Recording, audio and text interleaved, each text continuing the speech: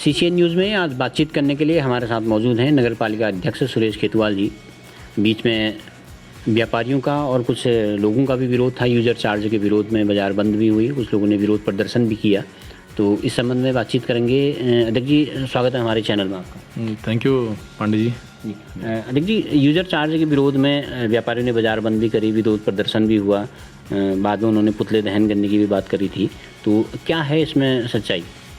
जी देखिए, ये जो है शासन द्वारा यूजर चार्जर लगाने बाबत जो पालिकाओं को, सभी पालिकाओं को आदेश था इस पर, और उसी क्रम में जो है हमारे जो है पूर्व में जो है इसमें बोर्ड बैठक में प्रस्ताव पारित हुआ था। प्रस्ताव पारित होने के बाद इसमें जो है लोगों की आपत्तियां मांगी जाती हैं और उसमें जो है पब्लिक के लिए जो है पेपरों में जो है इसको प्रकाशन भी हुआ और उसमें आपत्तियां भी आई थी। आपत्तियों के निस्तारण के बाद इसमें जो है उसके बाद गजट नोटिफिकेशन के लिए जाता है और गजट नोटिफिकेशन होने के पश्चात ही इसका जो है लागू होता है। तो गजट नोटिफिकेशन जो है ये हमारा जो है जुलाई 2018 में हो चुका था, जबकि हमने यहाँ पर जो है चार्ज लिया है जो हमने दिसंबर 2018 में लिया था। और उसके बाद फिर मेरे पास कुछ व्यापारी आए कि इसको अभी नहीं लगाने की उन्होंने जो है हमसे अपील की। तो हमने उनकी बात को रखते हुए जो है इसको दिसंबर 19 तक हमने इसको रोका था। बट हमने फिर उसके बाद जो है पालिका की स्थिति भी ऐसी नहीं थी और जो है गजट नोटिफिकेशन भी हो गया था, तो उस पर फिर ये भी रहता है कि आपने जो है क्यों नहीं लगाया और इससे जो है पालिका की आय भी रहती है। तो उस संबंध में फिर हमने इसको जो है 2019 से हमने इसको लागू किया था, जो कि हमारे इसमें जो है हमारे डोर टू डोर महिलाएं भी चलती हैं और इसमें हमारी गाड़ियां भी चलती हैं, डोर टू डोर गाड़ियां भी कूड़े के लिए जाती हैं और हमारे सफाई कर्मचारी जो हैं वो कूड़ेदानों से भी कूड़ा उठाते हैं। तो इसमें जो है काफ़ी व्यय भी होता है। जो गाड़ियाँ लगती है उसमें डीजल का ही काफ़ी खर्चा जो है 1-1.5 लाख रुपया हर महीने का जो है डीजल में खर्चा आता है। फिर हमने गाड़ियों की संख्या भी बढ़ाई, हमने 2 डंपर भी हम नहीं लाए, 1 जेसीबी हम नहीं लाई। तो ये सब जो है हमने अच्छी व्यवस्था देने के लिए बागेश्वर में किया था और अगर अच्छी व्यवस्था दे रहे हैं तो ये लगाना भी जो है हमारे लिए जो है मजबूरी थी।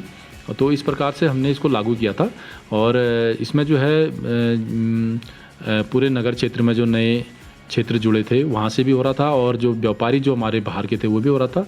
मात्र ज़रा सा बाज़ार में आने के बाद कुछ व्यापारियों द्वारा इसका विरोध किया था और जबकि अभी भी वसूली चल रही है और हो रही है वसूली, और क्योंकि दे रहे हैं, हम सुविधा भी दे रहे हैं उनको। और पूर्व में भी जो है व्यापारियों को जो है पालिका द्वारा डस्टबिन भी वितरण किए गए थे और अभी हमने नए डस्टबिन 4000 डस्टबिन नए क्रय किए हैं, तो बहुत जल्द हम उनको फिर व्यापारियों को देने वाले हैं। तो इसमें जो है 2019 से हम लोगों के पास अच्छी खासी इसकी आमदनी भी हो रही है, क्योंकि जो हमने 34 महिलाएँ हमारी डोर टू डोर कूड़ेदान में लगी हुई हैं, तो उसमें भी हमारा करीब 1,06,000 रुपया पर मंथ उनको देना होता है। तो इस प्रकार से जो है, क्योंकि सरकार भी ये कहती है कि आप आत्मनिर्भर बनिए और इस चीज़ के लिए हमको शासन से कोई पैसा मिलता नहीं है, जो है ये हमको पालिका की निजी आय से ही इसमें व्यय करना पड़ता है। तो इसलिए जो है यह लगाना थोड़ा सा पालिका की मजबूरी भी थी। अच्छा, ये कहा जाए कि अधिकतर व्यापारी और अधिकतर लोग इसको देने के लिए सहमत हैं, आपका ये कहा जा सकता है? जी बिल्कुल सहमत है। मैं बता तो रहा हूँ, हमने इसमें जो है आपको मैंने बताया कि हमने दिसंबर 2019 से हमने इसको जो है लागू किया था और अब तक इसमें जो है अच्छी खासी जो है करीब 7 लाख से ऊपर हम लोगों की आय भी हो चुकी है और इसमें जो है खर्चा भी उतना ही है। तो ये मान के चलिए, मैं बता रहा था आपको कि 1,06,000 रुपये तो पर मंथ हम डोर टू डोर महिलाओं को देते हैं और करीब 1 से 1.5 लाख के बीच में हमारा तेल का खर्चा आता है हर महीने का। तो ये सब जो है हमको शासन द्वारा इसके लिए कोई बजट नहीं मिलता है। तो इसको जो है हमें अपने जो हमारी इससे निजी आय है इसी से हमको इसमें खर्च करना पड़ता है।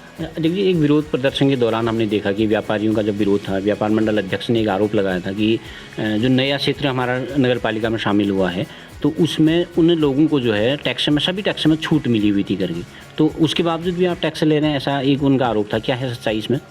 जी देखिए, मैं हमारे माननीय जो अध्यक्ष हैं व्यापार संघ के, शायद उनकी जानकारी में नहीं होगा कि सरकार द्वारा ये जरूर कहा था कि जो नए क्षेत्र जो पालिका में शामिल हुए थे 2018 में, तो उनमें जो है सिर्फ मात्र हाउस टैक्स के लिए सरकार ने 10 साल के लिए छूट दी थी। तो अन्य टैक्सों के लिए उसमें किसी प्रकार की छूट नहीं है। तो मैं ये बताना चाहूँगा कि हाउस टैक्स जो है वो उन नए क्षेत्रों पर लागू नहीं किया जा रहा है। अभी हाउस टैक्स हमको सिर्फ पुराने क्षेत्र से ही मिल रहा है और इससे जो है जो पालिका की आय में भी जो है वो नुकसान तो हो ही रहा है, पर लेकिन जो सरकार का निर्णय है कि 10 साल तक नहीं लेना है, तो उसको कोई भी पालिका उसमें जो नए क्षेत्र जुड़े हैं उसमें नहीं ले रही है। अन्य किसी भी टैक्स के लिए सरकार द्वारा कोई आदेश पालिका को प्राप्त नहीं हुए। जी, देखिए, अब थोड़ा सा इससे हट के हम विधानसभा चुनाव चल रहे हैं अभी। काफ़ी प्रत्याशी प्रचार कर रहे हैं, काफ़ी राजनीतिक दल भी प्रचार कर रहे हैं। आप भी एक राजनीतिक उससे जुड़े हुए हैं, एक पॉलिटिकल पर्सन आप भी हैं, तो किसको आप समर्थन कर रहे हैं इस चुनाव में? ऐसा कुछ आपने तय किया है? जी देखिए, मैं भी एक राजनीतिक पार्टी से जुड़ा था और मैं निर्दलीय के रूप में चुनाव लड़ा क्योंकि मुझे टिकट नहीं मिल पाया था। तो क्योंकि मैं एक राजनीतिक व्यक्ति हूँ और इस फील्ड से हूँ, तो अभी तक तो मैं निर्दलीय हूँ और किसी भी पार्टी को मैंने ज्वाइन नहीं किया है। पर लेकिन जो मेरे समर्थक जो उस समय पार्टी से बाहर हुए थे या जिन्होंने मुझे सहयोग किया था, उन सब से मेरी वार्ता चल रही है।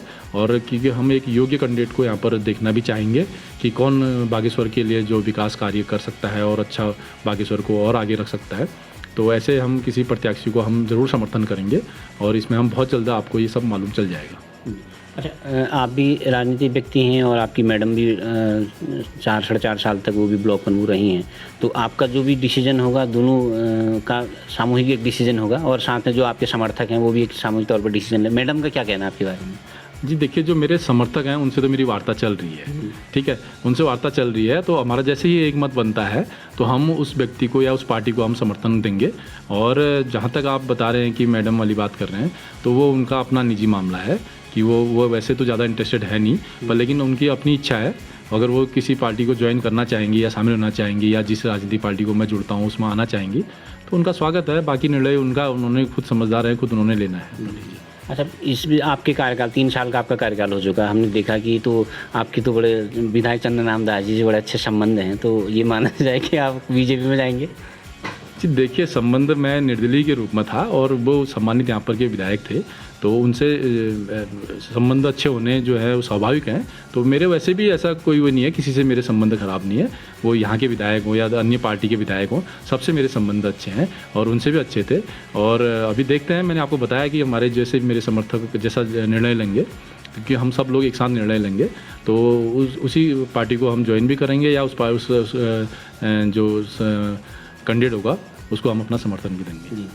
अच्छा, जब आप यहाँ बागेश्वर में अभी जो कांग्रेस का प्रत्याशी जो बने हैं अभी रंजीत दास जी, उनके पिताजी के और आपके पिताजी के भी बड़े अच्छे संबंध बताए जाते थे पहले से।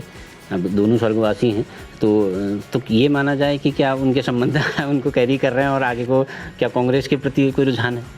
जी देखिए, ऐसा कुछ नहीं है, क्योंकि मैं अभी जनता ने मुझे जो है निर्दलीय के रूप में जो है नगर पालिका अध्यक्ष बनाया है। तो मेरी इच्छा तो यही है कि मैं अपना जो पूरा कार्यकाल है वो एक निर्दलीय के रूप में ही जो है 5 साल का कार्यकाल पूरा करूं। पर लेकिन जो राजनीतिक पार्टियां हैं, जो हमारे अपने समर्थक हैं, साथ वाले हैं, उन लोगों का प्रेशर भी हम पर है।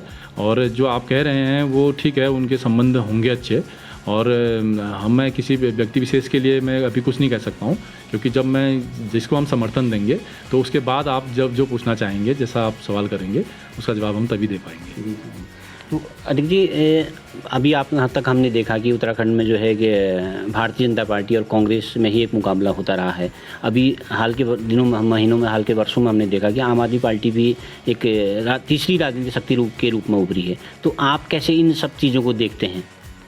जी ज़रूर, ये अभी जो है तीसरी शक्ति के रूप में जो है यहाँ पर आम आदमी पार्टी जो है उत्तराखंड में आ रही है। और मैं समझता हूँ कि अभी क्योंकि यहाँ पर पहले से ही 2 राजनीतिक पार्टियाँ यहाँ पर हैं, क्योंकि उससे पहले यहाँ पर उत्तराखंड क्रांति दल भी था, जिसका बसपा भी था। तो अभी अब देख रहे हैं आप कि ये समय में अब उत्तराखंड जो है आज की डेट में जो है वो अब दिख नहीं रही है, जबकि हम लोग उत्तराखंड के थे और उत्तराखंड की लड़ाई उस पार्टी ने लड़ी थी।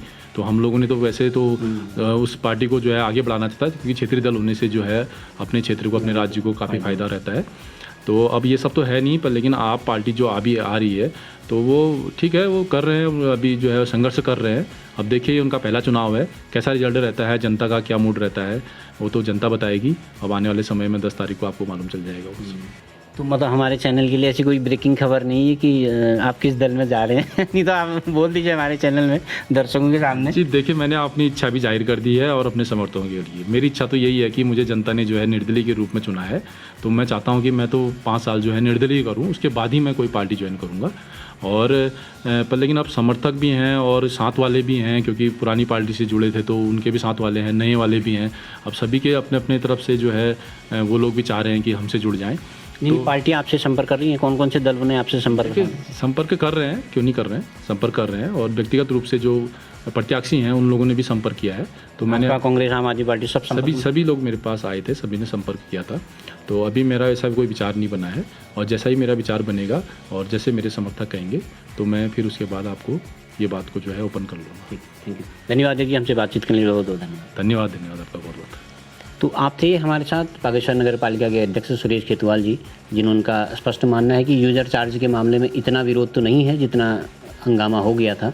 और दूसरा, उन्होंने एक बड़ी बात ये बताई कि वो जल्दी किसी राजनीतिक पार्टी से जुड़ने जा रहे हैं। उसका खुलासा उन्होंने हालांकि नहीं किया, वो जल्द निकट भविष्य में उसका खुलासा करेंगे। तो जो भी होगा तो उसके बाद हम अपने दर्शकों को जरूर इस बात की सूचना देंगे। CCN न्यूज़ के लिए मैं सुरेश पांडे।